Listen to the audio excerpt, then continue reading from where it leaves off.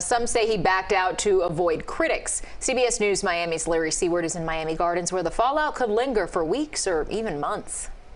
Some here believe history often starts in church and left talking about a movement fueled by fury. In this Miami Gardens church sanctuary, Manny Diaz is a coward.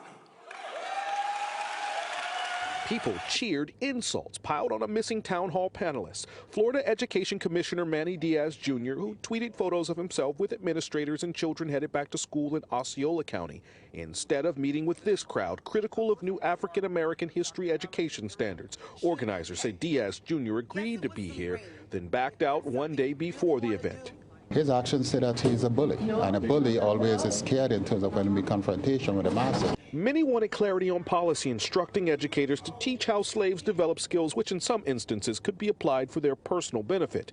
Governor Ron DeSantis and Diaz Jr. supported despite criticism. For too long we've seen that in Tallahassee they are not listening to the people who don't vote for them. The Commissioner of Education, the Governor, they represent all people in Florida, no matter who you are. So we need to use our power to go to his home and his office and to make him uncomfortable in the state of Florida until he does right by black Floridians.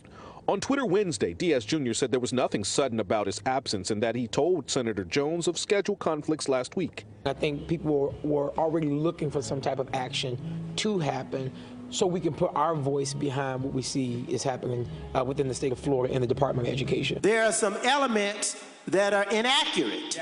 There are some elements that are offensive. But to throw out the baby with the bathwater in a narrative that will suggest that all of it is bad would be disingenuous. Senator Jones, his panel, and hundreds inside Antioch Baptist Church brainstormed ways legislators can counter with action groups to pressure change. But they still very much want to hear from key leaders missing this discussion.